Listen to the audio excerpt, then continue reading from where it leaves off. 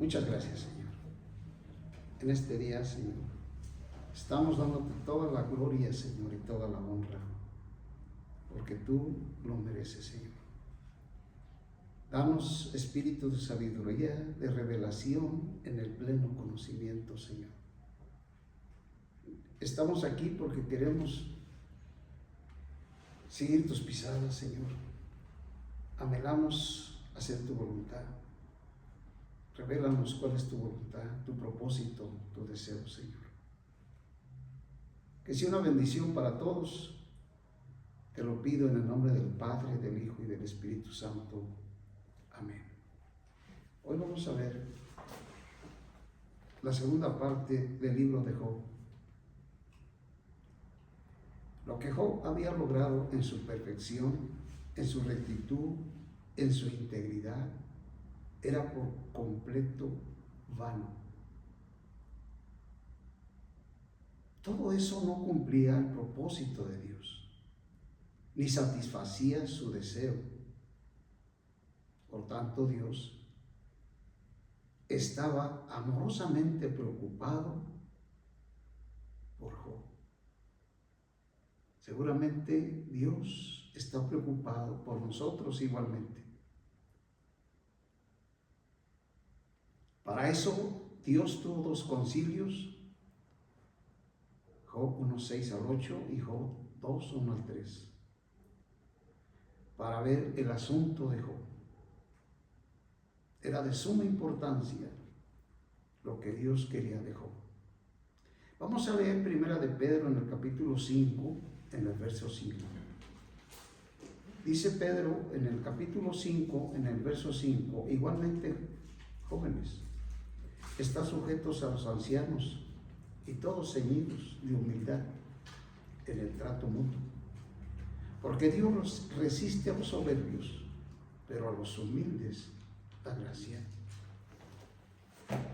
Humillaos pues bajo la poderosa mano de Dios, para que los exalte a su debido tiempo, echando toda vuestra ansiedad sobre Él, porque Él se preocupa por vosotros. Dios estaba preocupado por Job, y hoy el Señor está preocupado por nosotros. No hay nadie que se preocupe más que Él por nosotros, por sus hijos, por todos. Dios está preocupado no solamente por un grupo, por todos los que lo han recibido. Está preocupado. En el verso 8 dice: sed sobrios y velad, porque vuestro adversario, el diablo, como león rugiente, anda alrededor buscando a quien devorar. Al cual resistid firmes en la fe, sabiendo que los mismos padecimientos se van cumpliendo en la hermandad vuestra que está en el mundo.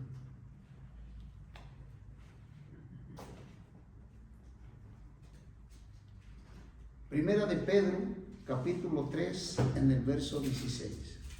3:16 de la primera carta del apóstol San Pedro. Dice: pero con mansedumbre y temor, teniendo buena conciencia, para lo que hablan mal de vosotros sean avergonzados los que calumnian vuestra buena conducta en Cristo.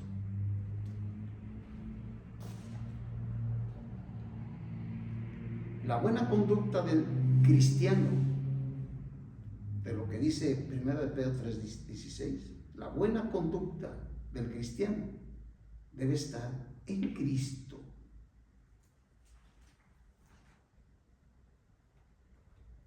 Es una vida diaria en el Espíritu. Esto es más grande que una vida, que una simple vida de ética y moral. Vivir y andar en el Espíritu es más grande que vivir la ética y la moral. Para eso Dios tuvo dos concilios con respecto al trato de Job. Satanás, después de rebelarse contra Dios, Satanás fue condenado, incluso sentenciado por Dios. Isaías 14:12. Isaías 14:12, 19. Ezequiel 28:12 y 19. No obstante, Dios en su sabiduría y soberanía no ejecutó su juicio contra Satanás. Así pues, Dios todavía le ha concedido a Satanás un tiempo limitado a fin de que haga ciertas cosas negativas, pero necesarias para el cumplimiento de su plan, de su propósito. Dios necesitaba que Job fuera demolido. Para eso, Satanás fue usado para demolerlo. Porque Dios no podía pedir a ninguno de sus muchos ángeles excelentes que realizaran lo que era necesario para causar un perjuicio a Job, despojándolo de todo a fin de que pudiera ser lleno de Dios. Para eso Satanás era el único en el universo que podía cumplir y habría de cumplir la intención de Dios, de despojar a Job de sus posesiones, de sus logros éticos y morales, porque él vivía en lo ético y en lo moral. La ética estudia, y es la filosofía que estudia la moralidad y los valores humanos, y es un principio de normas y comportamientos de lo que es correcto y incorrecto, bueno y malo. La ética se preocupa por la justicia, la equidad y la justicia y la responsabilidad humana. Los primeros que se preocuparon por la ética fueron los filósofos griegos como Sócrates, como Platón y Aristóteles. Platón y Aristóteles eran discípulos de Sócrates. La ética está muy influenciada en la religión y consideran que la ética provenía de una fuerza divina. Así vive el hombre considerando que la moral es lo máximo, que el comportamiento y la educación es lo máximo. Piensan que esto proviene de Dios, pero no se dan cuenta que esto proviene del lago del bien y del mal. De allí han salido todas las religiones de estos tres hombres, filósofos griegos. Aún la política y el mundo entero se rige bajo estos tres filósofos griegos. Por tanto, la escena aquí nos muestra que Satanás continúa en libertad a fin de ser usado intencionalmente por Dios como una horrible herramienta que sirve al propósito de aplicar el severo trato de Dios para con sus hijos. Pero fijémonos que 2000 años después del tiempo de Job, 2000 años, el Señor vino y destruyó a Satanás mediante su muerte en la cruz. Hebreos 2:14. No obstante, el derecho otorgado a Satanás de entrar en la presencia de Dios todavía no le ha sido revocado. Apocalipsis en el capítulo 12, en el verso 10. Apocalipsis, capítulo 12, en el verso 10. Dice: entonces oí una gran voz en el cielo que decía: ahora ha venido la salvación, el poder y el reino de nuestro Dios y la autoridad de su Cristo, porque ha sido arrojado el acusador. Al final de la era, Satanás será arrojado de los cielos a la tierra y no podrá volver otra vez hasta el trono de Dios, porque va a ser arrojado el acusador de nuestros hermanos, el que nos acusa delante de nuestro Dios día y noche. Será arrojado al final de la era. pero hoy todavía puede ir y acusarnos.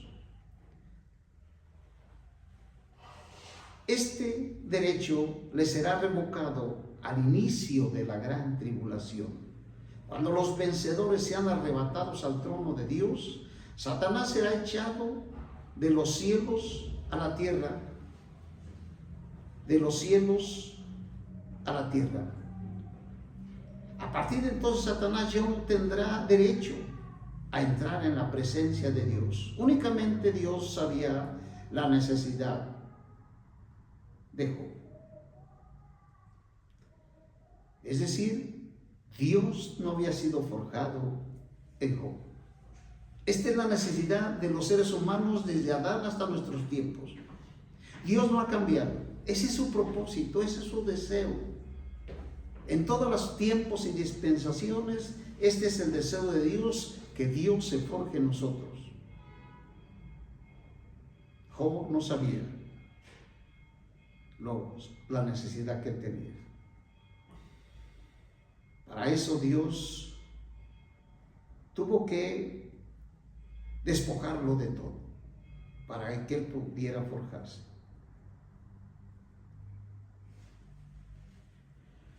Con respecto a la perfección y la rectitud de Job,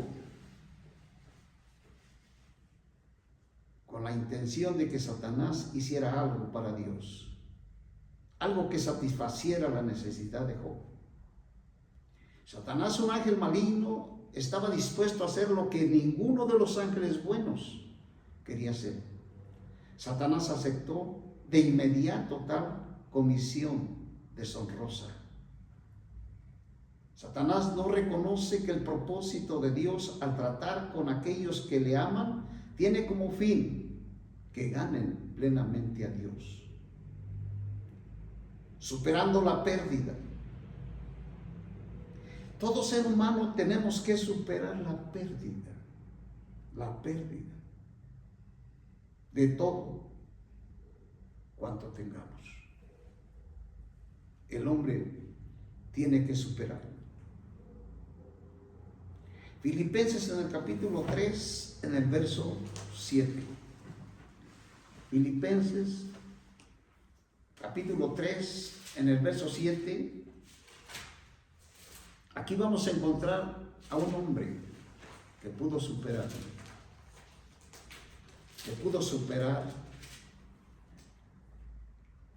todo.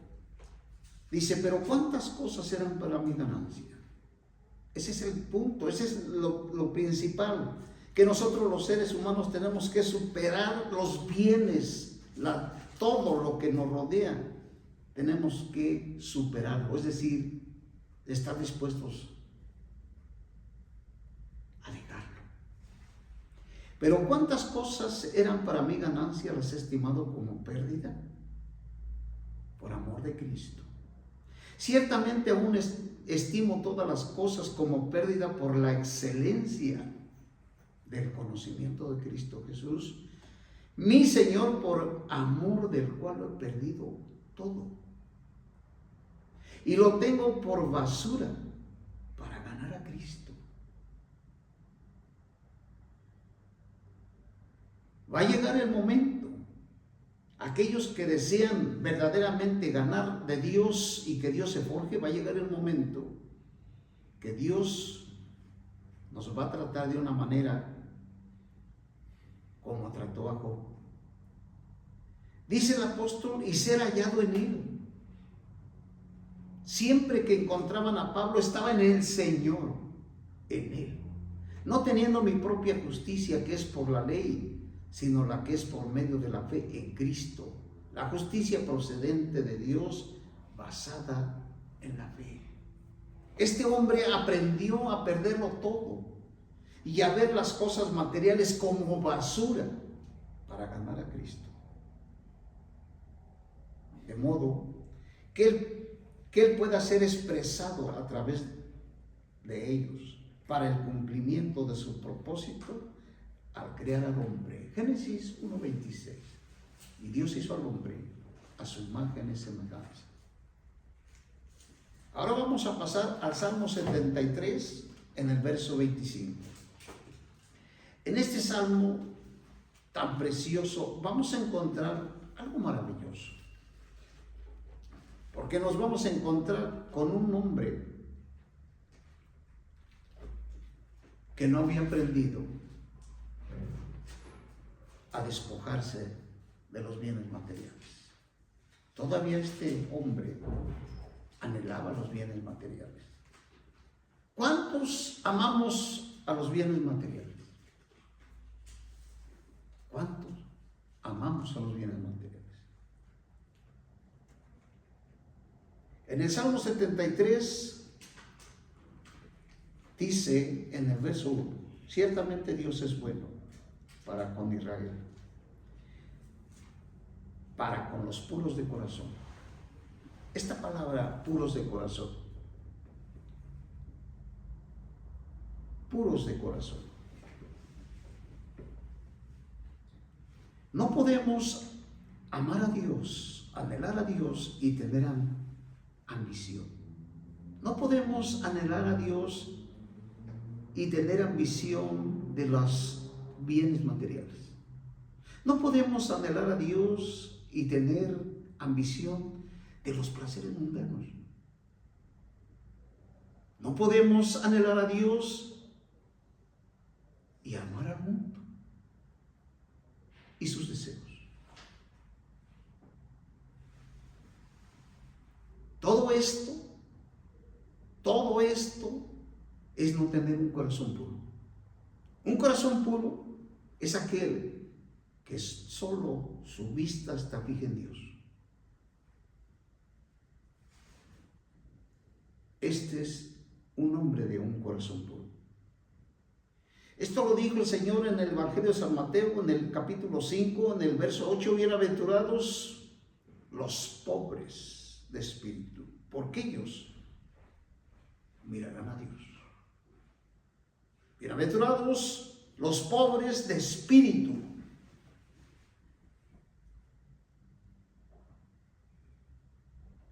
Los pobres de espíritu son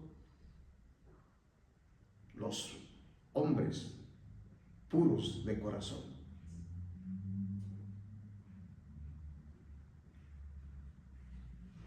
Mientras nosotros tengamos ambición por las cosas materiales, por los bienes materiales, cuando nosotros anhelamos placeres de este mundo, no tendremos un corazón puro. Nuestro corazón estará contaminado. Eso no quiere decir que no seamos cristianos, somos cristianos, pero tenemos un corazón dividido. Y el Señor no quiere tener hijos con un corazón dividido. No podemos anhelar a Dios y tener ambición de los bienes materiales.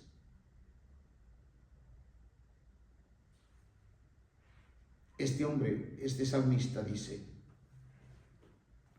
en el capítulo 73, en el verso 2, pero en cuanto a mí, casi se apartan de la senda mis pies, casi resbalan mis pasos, porque tuve envidia de los arrogantes, cuando vi la prosperidad de los malvados. Este hombre estaba confundido. Hoy así el ser humano, la humanidad está confundida. Cuando aquel creyente, aquel cristiano ve que los malvados prosperan y tienen bienes materiales y viven en placeres, en todo, aquel creyente dice, ¿por qué si yo soy hijo de Dios no tengo lo que estos tienen? Este salmista estaba turbado. Ser puros de corazón es tener a Dios como nuestra única meta. ¿Cuál es nuestra meta? Tener a Dios como nuestra única meta y objetivo. Mateo 5, 8 y el Salmo 73, del 2 al 16, son un relato de los sufrimientos del salmista que busca a Dios, así como su perplejidad. Él tenía perplejidad, estaba confundido. Eso significa la palabra perplejidad, confusión, desconcierto, falta de comprensión ante algo que resulta complicado de entender y difícil de comprender. No supo cómo reaccionar en tal caso, porque los malvados prosperan. Los malvados que no se sujetan a Dios prosperan.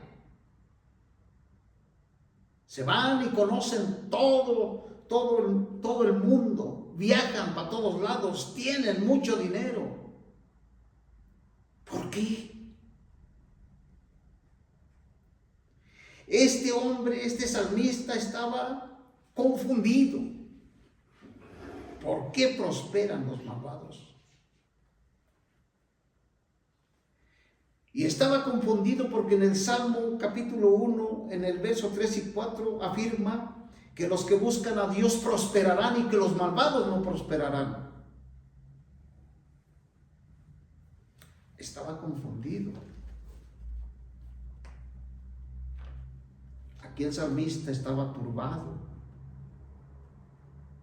En el verso 16 del capítulo 73 dice el verso 16: Cuando consideré esto a fin de entenderlo, fue una ardua tarea ante mis ojos poder entender esto. Mucha gente se entrega a Cristo pensando que si se entrega a Cristo se va a hacer rico, va a tener muchos bienes materiales. Pero cuando aquel hombre se entrega a Cristo y no llega a tener bienes materiales, yo he oído muchos que llegan a decir, estaba mejor cuando era un pagano que ahora que soy cristiano. Porque no entiende y no comprende para qué fuimos criados.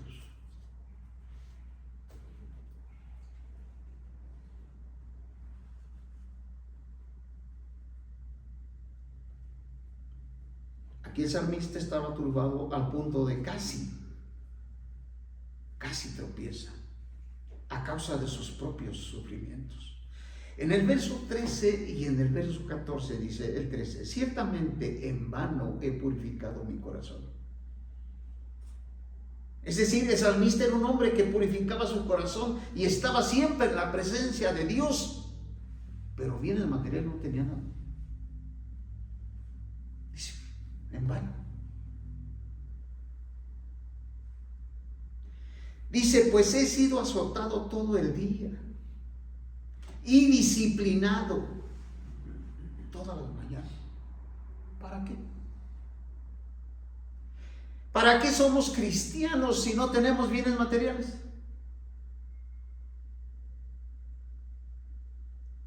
Cuando estamos en esa posición, entonces nosotros estamos confundidos, no entendemos, no comprendemos el propósito de Dios de crear al hombre. ¿Dónde están los ricos millonarios que llegaron a tener bienes y fama? ¿Dónde están? ¿Cómo murieron? ¿Dónde se encuentran? Los artistas que llegaron a hacer fortunas por medio de canciones paganas, mundanas, que sirven para destrucción de las personas. ¿De qué les sirvió comprar terrenos, montes, hectáreas por todos lados, si al final de cuentas todo dejaron?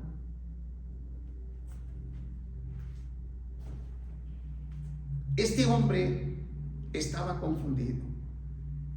Dice, el salmista consideró que él había purificado en vano su corazón.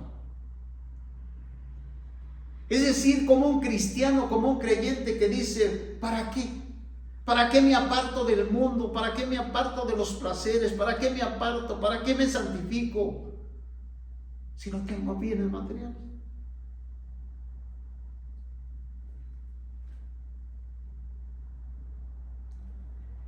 El salmista consideró que él había purificado en vano su corazón debido a que en vez de disfrutar prosperidad, material era azotado todo el día y disciplinado todas las mañanas en el verso 14.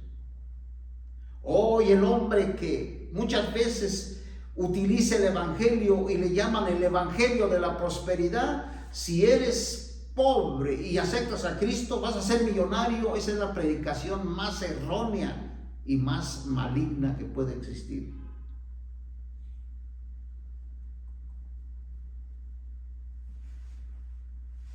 Sin embargo, la verdadera vanidad es todo aquello, óigalo bien, que no sea Dios. Todo lo que no sea Dios es vanidad.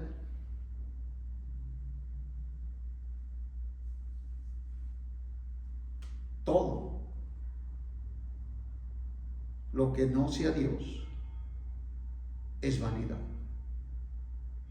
Los ídolos son vanidad. Las religiones son vanidad. La prosperidad es vanidad. Todo lo material es vanidad. Y todo lo que no sea Dios es vanidad. Eclesiastés 1 y 2. Todo es vanidad. Todos los ricos han dejado todo, se han ido de este mundo sin llevarse nada. Todo es vanidad. Hoy los hombres tienen sueños de poder, sueños de riqueza, sueños ambiciosos de tener bienes materiales. Todo es vanidad. Pero un corazón puro es aquel que está fijo en Dios. El salmista comprendió esto. ¿Cuándo entendió esto? Cuando entró en el santuario de Dios. ¿Qué es el santuario? Según la religión católica, el santuario es una casa material, donde las personas llegan y se encierran en esos lugares materiales. Eso no es el santuario de Dios. Este hombre pudo entender esto cuando entró en el santuario de Dios. Allí pudo comprender a su perplejidad, su confusión, su desconcierto.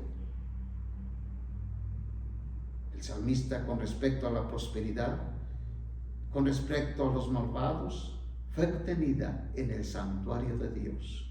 El santuario de Dios hoy, en este tiempo del Evangelio y de la gracia de Dios, está en nuestro espíritu. Para nosotros es muy difícil. Siempre el ser humano siempre va a vivir por la mente, por el alma. Pero nosotros tenemos que aprender a vivir por el espíritu.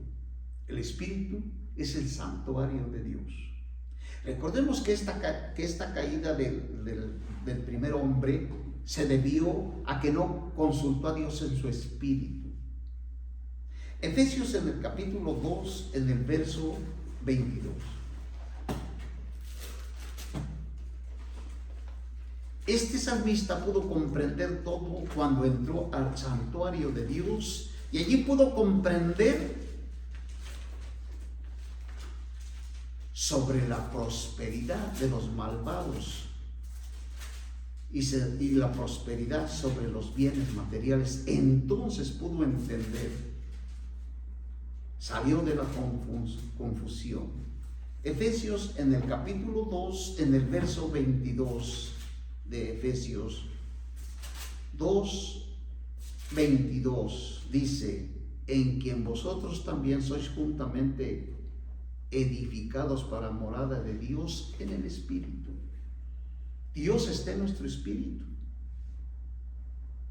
Cualquier duda que tenga el creyente debe buscar su confusión, debe de ser quitada cuando va al Espíritu, porque estamos llenos de confusión. Todos los creyentes traemos mucha confusión. Así como Job, así como el salmista, traían mucha confusión. Recordemos que a veces no es fácil comprenderla con la mente o con una mentalidad vieja. Tenemos que buscar la dirección de Dios. Y en segundo lugar está en la iglesia, es decir, en las iglesias locales está el santuario de Dios. Primera de Timoteo 3:15. Vamos a ver que aquí en las iglesias locales está 3:15 el santuario de Dios. 3:15. Pero citarlo escribo para que sepas cómo uno debe de conducirse en la casa de Dios. La casa de Dios. La casa de Dios, que es la iglesia. La iglesia es la casa de Dios. Es muy lamentable cuando hablamos de la iglesia, porque hoy nos encontramos llenos de divisiones y sectas, denominaciones y grupos que nada más piensan que ellos son los únicos y no piensan en los demás. Es muy difícil el tiempo que nos está tocando vivir, porque hoy no encontramos una iglesia, no la hay, una iglesia local que acepte a todos los hermanos, a todos los creyentes. Todos nada más con su grupo, con sus personas, y de allí no aceptan a nadie más. Pero la iglesia toda, no nada más un grupo, la iglesia toda unida como un solo cuerpo de Cristo, es la casa de Dios, del Dios viviente y columna y fundamento de la verdad. Para citarlo, te escribo con la esperanza de ir pronto a verte, pero citarlo te escribo para que sepas cómo uno debe de conducirse en la casa de Dios. Qué importante. ¿Usted conoce alguna iglesia local que acepte a todos los hermanos? Yo no la conozco. Casi todos nada más piensan en sus grupos, pero no piensan en los demás. Por tanto, para entrar en el santuario de Dios debemos volvernos a nuestro espíritu, a ir a las reuniones de la iglesia. Una vez que estamos en el santuario, una vez que estamos en el espíritu y en la iglesia, tendremos otra perspectiva, una percepción particular de la situación en que se encuentran los malvados. Los malvados están en una situación lastimosa. Pero eso lo logramos cuando vamos a nuestro espíritu o vamos a la iglesia. Allí recibimos la revelación divina y obtenemos la explicación a nuestros problemas. Salmo 73, 25. Mire, fíjese bien. Cuando este salmista pudo ver todo, pudo quitarse su confusión, él pudo entender que tener dinero, que tener bienes, no es todo. Más bien no es nada. Que tener a Dios es mucho. Tenemos todo. Tener a Dios es tener todo. 73, 25. Fíjese lo que dijo en el 25. Cuando ya vio y tuvo la revelación y pudo entender la situación de los ricos. Tenemos que acabar con la envidia, con los deseos de los ojos, con la vanagloria de la vida. ¿A quién tengo en los cielos? Sino a ti. Y fuera de ti, nada deseo en esta tierra. Nada. ¿Qué cambio? ¿Qué manera de tener otra manera de pensar?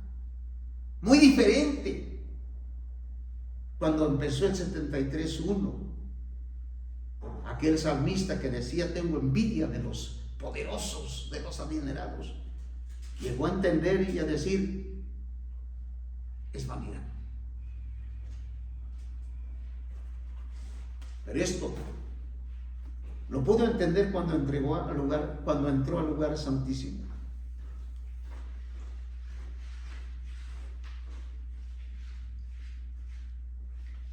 Tener a Dios es tenerlo todo.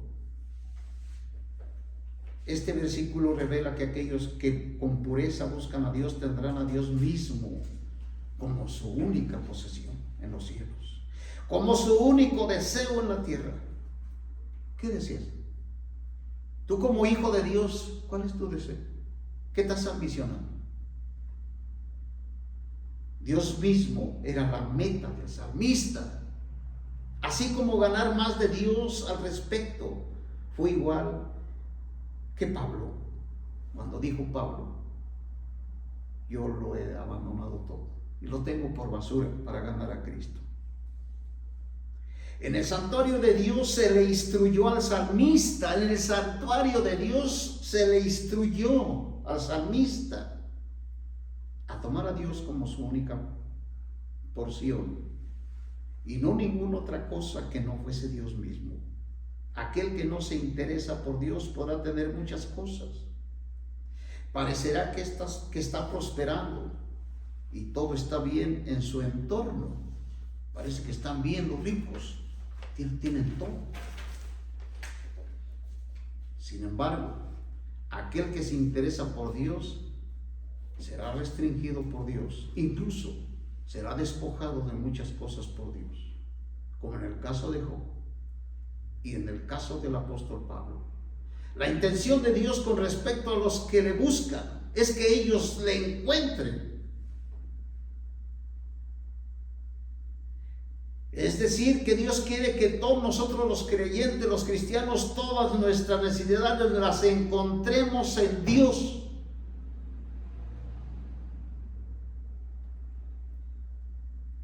Y que no seamos distraídos en lo absoluto de su disfrute, de su persona. Todo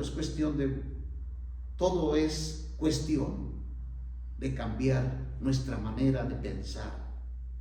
Tenemos que ir a nuestro espíritu para que Dios nos instruya sobre toda situación.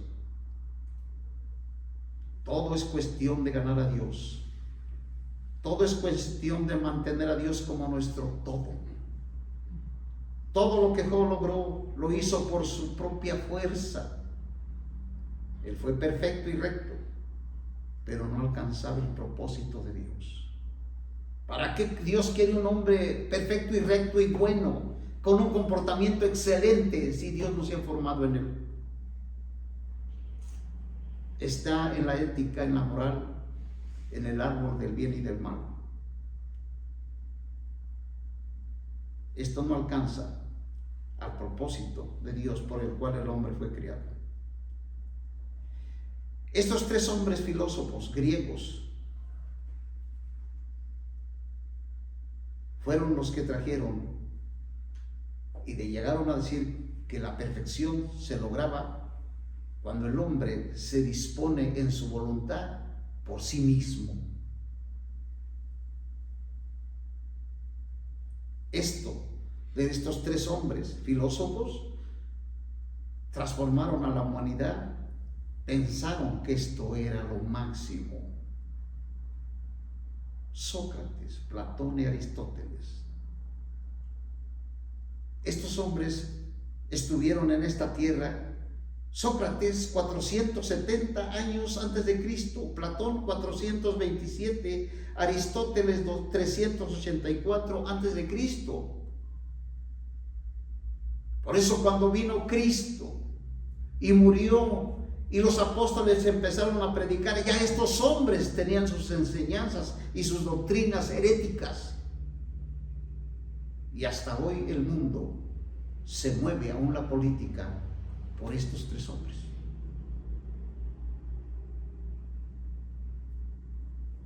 ¿Qué cosa?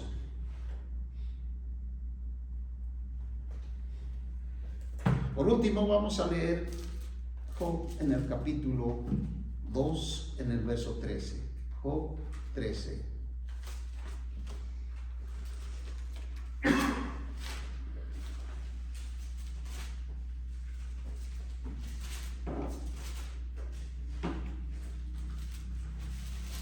Capítulo 2,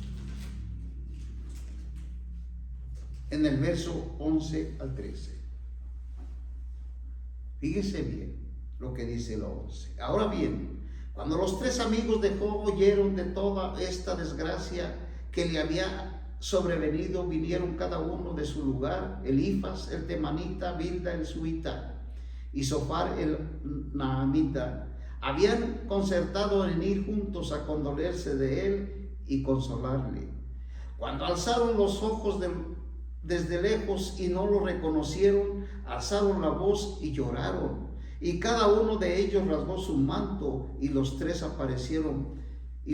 esparcieron polvo sobre sus cabezas hacia el cielo.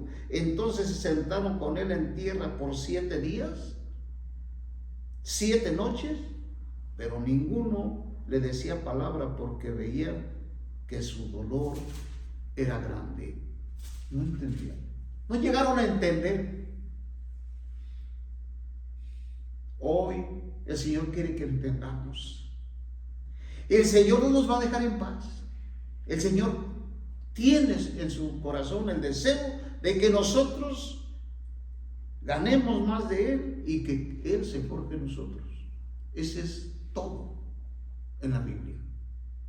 No sé qué andarán buscando muchos, pero el propósito de Dios es este: que Cristo se forje en nosotros como nuestra vida y como nuestro todo.